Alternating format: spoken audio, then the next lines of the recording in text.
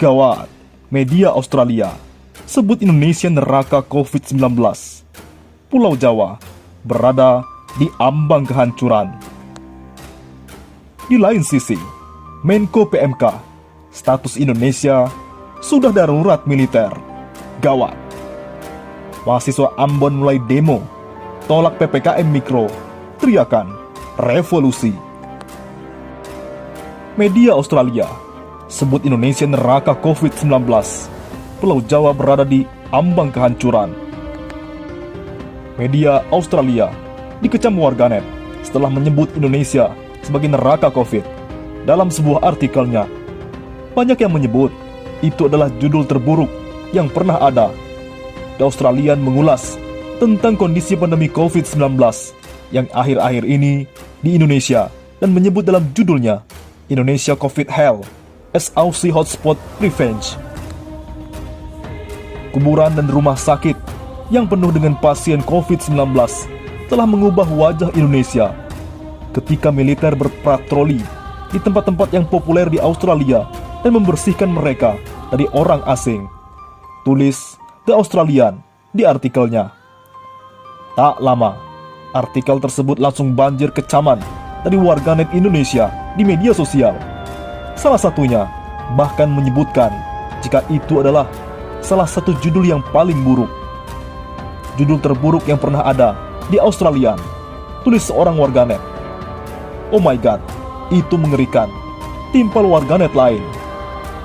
Selain menuliskan komentar langsung, banyak warganet yang menyematkan meme dengan nada mengumpat. Selebihnya banyak terkejut melihat judul artikel tersebut. Seorang warganet menuliskan dengan nada sarkas agar COVID-19 tak masuk ke Australia. Semoga Australia selalu lebih sehat daripada Indonesia dan COVID-19 tidak akan datang ke benua selamanya. Tapi siapa tahu, tulisnya. Selain mengecam artikel tersebut, banyak warganet yang menulis komentar jika krisis di Indonesia saat ini juga karena turis yang datang. Jangan lupa bahwa turis Australia juga berkontribusi pada krisis sejak awal, tulisnya. Mereka ingin berpesta saat orang sekarat. Aku lelah dengan situasi sialan ini, timpal warganet lainnya. Saya suka bagaimana media akan menyebut Bali sebagai Indonesia ketika sesuatu yang tidak mereka sukai terjadi. Ketika itu sesuatu yang menunjukkan mereka, menguntungkan mereka. Bali seperti negaranya sendiri, tulis warganet lain. Menurut pantauan suara.com, hingga artikel ini dibuat, judul tersebut masih tersematkan di URL artikel tersebut. Dalam artikel tersebut, The Australian menyebut jika turis dari Australia harus bersabar untuk dapat berkunjung ke Indonesia. Mungkin perlu bertahun-tahun sebelum orang Australia dapat berlibur di Indonesia karena Pulau Jawa berada di ambang kehancuran akibat pandemi, tulisnya.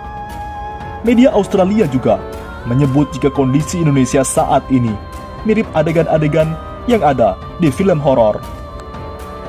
Indonesia sedang berjuang saat COVID-19 melanda negara itu, dan adegan suram yang mirip dengan film horor, tulis The Australian. The Australian juga menyoroti banyaknya jenazah yang harus mengantri untuk dimakamkan. Mayat menumpuk menunggu penguburan darurat, tulisnya. Media Australia juga menyoroti kasus COVID-19 yang melonjak akibat varian Delta yang menyebar begitu cepat. Kondisi rumah sakit yang kewalahan dan kasus kelangkaan oksigen juga diulas media tersebut. Termasuk ketika 63 pasien di Yogyakarta meninggal karena diduga kekurangan oksigen. Pada 15 Juli 2021, Indonesia mencatat ada penambahan kasus 56.000 kasus dalam sehari, sekaligus menjadi rekor dalam sepekan ini. Untuk meredam penyebaran COVID-19, pemerintah Indonesia saat ini menetapkan PPKM darurat yang berlaku hingga 20 Juli 2021. Di lain sisi, Menko PMK, status Indonesia sudah darurat militer.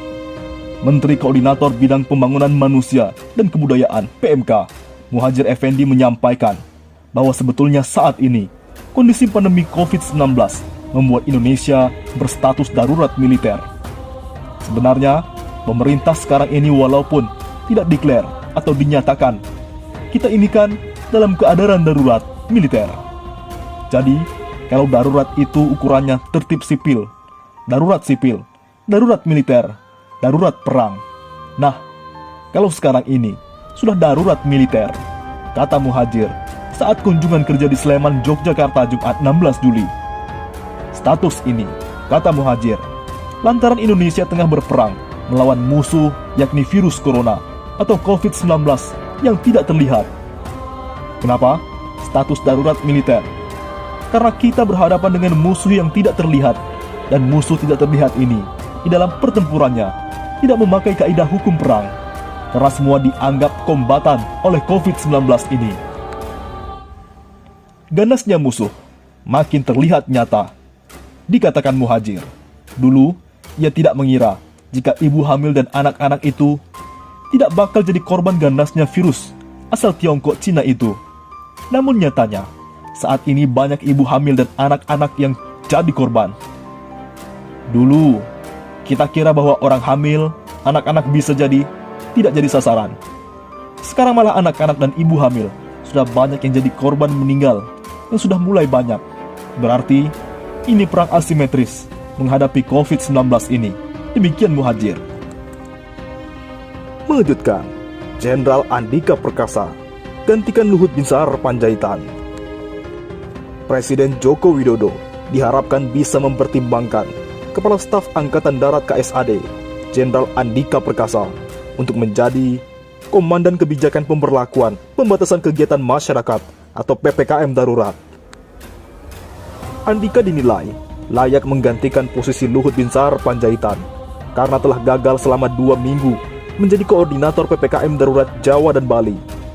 Hal itu disampaikan Direktur Eksekutif Oversight of Indonesia Democratic Policy, Satyo Purwanto, yang menilai Luhut sudah gagal dalam menangani pandemi COVID-19 dengan posisi dan jabatan yang diembannya. Orang yang paling cocok menggantikan Luhut Binsar Panjaitan adalah Jenderal Andika Perkasa, ujar Satyo kepada kantor berita politik Ermol, Jumat 16 Juli. Karena menurut Satyo, Jenderal Andika Perkasa memiliki komitmen dalam penanganan COVID-19 dan kontribusinya di TNI AD dalam penanganan pandemi sudah terbukti. Sudah terbukti mantap, sekaligus sebagai bahan uji materi kepemimpinannya sebelum menjadi Panglima TNI, menggantikan Marsikal Hadi yang akan segera pensiun, pungkas Satyo. Desakan untuk mengganti Luhut banyak disuarakan oleh banyak kalangan. Selain gagal, Luhut dinilai kerap menyampaikan pernyataan yang bernada mengancam masyarakat. Cara penyampaian Luhut itu dinilai semakin memperkeruh situasi dan menghilangkan kepercayaan pada pemerintahan Joko Widodo.